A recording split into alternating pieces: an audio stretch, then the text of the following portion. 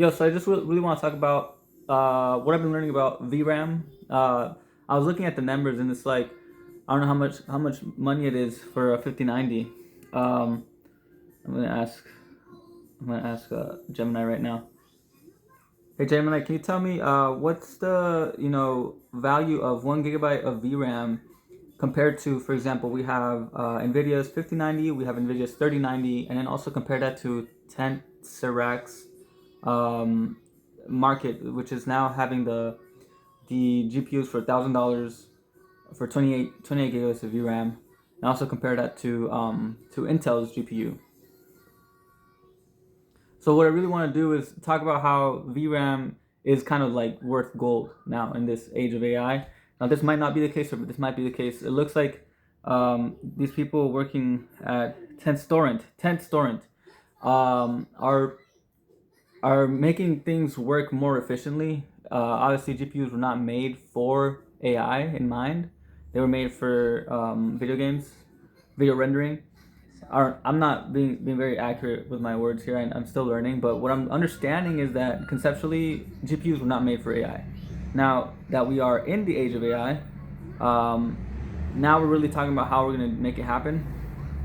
So, for example, we have $3,500 to $4,500 for a 5090. All right, that's 32 gigabytes of VRAM that you're getting, and then for the 3090, that's typically I've been able to find them for like $800 to $900.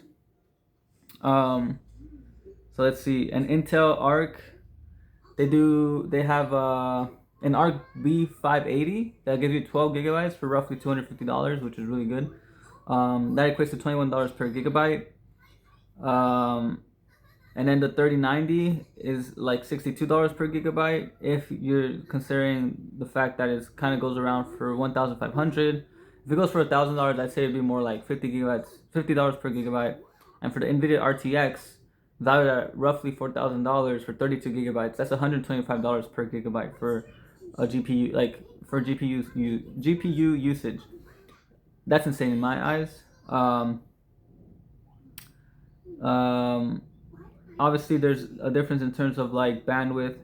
Not all gigabytes are created equal, so it really depends on how efficiently these things are being used.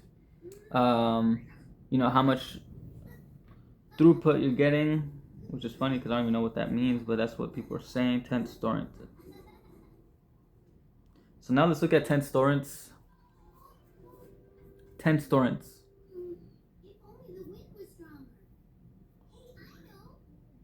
um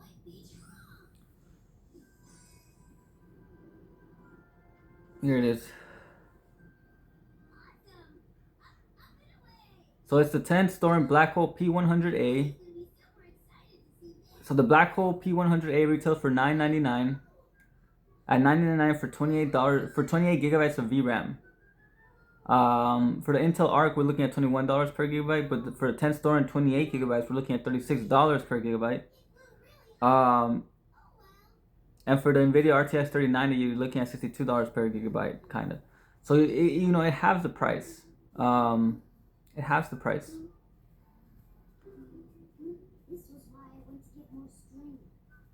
So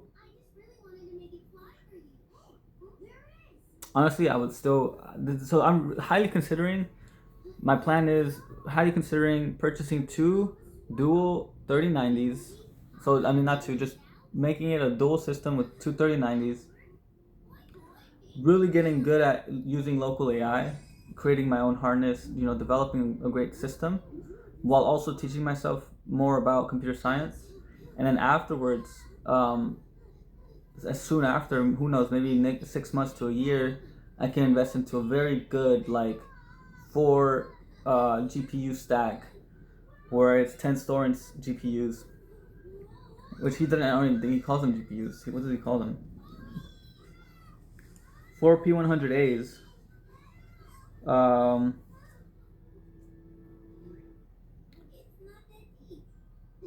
So it's a black hole. What does Tenstorrent call their cards? Are they GPUs, or what does he call them?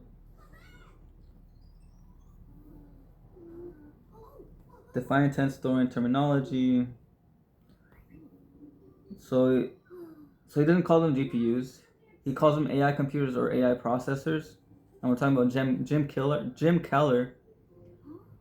They are cards or PCIe boards. Yeah, PCIe boards or cards, for example. So they're cards, okay? 10 6 cores, and then they have the RISC-V CPU cores, which is awesome. So I just listened to a video from Jim Keller. It's an interview. I think it was Harvard interviewed him or something like that. Fireside chat. And this man has worked with, AMD to develop the better, Zen CPU. He's worked also with Apple to develop the foundation of what Apple's current iPhones use, the chip. And he's also worked with what was the other one? So AMD, Apple, and Tesla to help them fabricate their computer chip for their self-driving cars. Okay, so now he's got his own company that he's working on. He's developing, and he's focusing on AI, which is amazing. So I heard him talk. He's focusing on consumers like myself, most likely like yourself, who are wanting to develop and grow, AI workstations. And the things that he showed with the way that they were able to work on video is insane. Using WAN 2.2, WAN 2.2, generating in just 2.2 seconds, or like under 3 seconds, okay? And so for me, I feel like if I can dive deep into AI and invest into local hardware, then whatever I want to create, I can do it without an issue, right? Because I'll be having not only like in a few years like the systems thinking that I'll develop through into understanding computers, but also just the understanding of how to use local AI, how to use the hardware, and how to distribute them in a way that's efficient. It's going to be, I think it's a game changer. So I really want to get deeper into AI. It's almost like I'm pushing back a lot of the other things that I'm interested in, all the products I'm interested in, just because I feel like this is really what will pay off in the long run. Short term, it is going to slow me down, but long term, I think it's the smartest move. So that's just my quick point around dual GPUs and my plan for upgrading in the future, because I am gonna upgrade. Dude, like 128 gigabytes of VRAM is the next goal, but I'll be in a completely different state of mind, and I'll be a completely different person by the time I get there, thanks to my better utilization of the 48 gigabytes of VRAM. Hopefully I can get a good card soon. If not, it's okay. I'm waiting. I'll keep the money stowed away. And if it takes too long, and if I see that the Tenstorrents GPU might be better, then I might just purchase that one also, and I'll have and I'll sell off the other GPU. Potentially even get two Tenstorrents if I save up within the next 3 months. That'd be awesome. So that's it for now.